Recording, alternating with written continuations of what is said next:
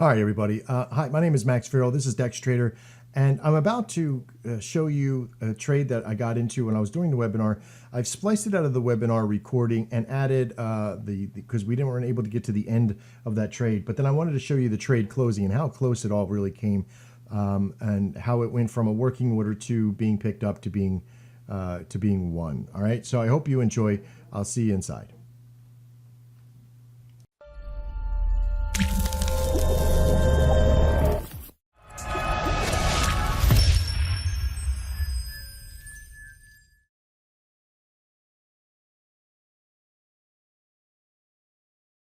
I'm looking for the USD/JPY. Now I'm going to jump over to my, let me create a new share here. I'm just going to save the desktop so I can switch between screens. I'm going to go over to Nadex. I'm going to go to the USD/JPY. I'm going to go to the 3 p.m. expiry, and I'm looking for 109.80. Now, again, 109.80 may not have anything on it, and we're looking for a sell. And it doesn't look like it has anything on it at this point. But because we've had so much fluctuation of the market, I'm going to go ahead and just put a working order on temporarily. So this working order is going to be set at, let's see, $78.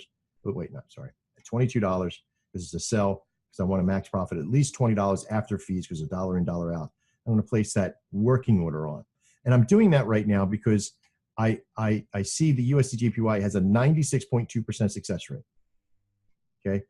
And if I isolate the USD/JPY with all the back history for the 1500 hour, 3 o'clock, I'm not seeing very many, there's hardly any losses, right? So now what I want to do is that I want to isolate the sell side, because the first thing that we did is that we made sure that there was a good market for this process. Second, I want to see if there wasn't money on it, I was going to put a working order on. And thirdly, I want to now see if I have an opportunity for what we refer to as a choke up. Now, a choke up is that the pairs have an opportunity. The statements are 20 pips apart. So that means that if this one doesn't, then the 109.60 could, right? And if it is going in a sell market, could we possibly be below that 109.60, right? And there's a great opportunity to do so. That's why I'm looking at it right now. Now, the bad news is that if I can't find so what I'm looking for is how many trades ended with 20 pips or more. And unfortunately, there hasn't been many, right, that have ended with 20 pips or more. So I wouldn't get into this as a choke up, right? I will get into this as a working order trade. And to my mouse, select here. I'm going to clear all the drawings. And I'm going to let this screen sit, right? Because this is the one that I'm just going to let this one just sit here, because if this fills, we receive, it's 96%. It's pretty good, right? So that's pretty wild. What I'm going to do is that I'm going to open I'm going to pause this share, open up a new share, open up that particular share screen, and I'm going to leave this on. Now I'm going to stop the recording from this point, and I'm going to bring the recording back down really close to 3 o'clock. But I'm going to let the screen run. You'll be able to come into the webinar and see if this buys in or not. I did use a demo account to do so. All right, everybody, I made it back to the office just in time here to capture the end part of that trade we got into, just to kind of see if we can. It did get picked up.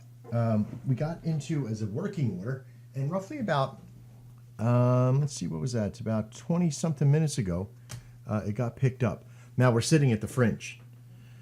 And this is why you don't like looking at trades at this point, right? So I just basically get in and I turn my back to it. So if it wins or as it loses, it doesn't matter. It's all about of that percentage rate of 96 something percent. If this turns out to be one of the 3.4% or 2% or 8%, whatever it is, then so be it. But at least I know I trust in the numbers and do what I need to do. So I'll just sit and be quiet for a minute as I watch this thing float and feather all over the place. Now this will normally happen because these things are set to be very productive on, Nadex itself, their market makers are very good at depicting those zones. So we're about 7 points, not pips, but points our statement here. So actually 5 now. So if it ends at 109.80, we win still. But if it goes to 109.801, then of course that's a loss at that point because we depicted it to be underneath that amount. I have a pretty good feeling about this, even though that it is going to be probably red zoned here in a second. You're going to see this thing kind of either spike up or spike down, being close to the last couple seconds here. The indicative usually keeps it under that price. But again, just waiting in the last minute. Last 30 seconds, it'll start to either fither out and go down or go up and either break the model or not.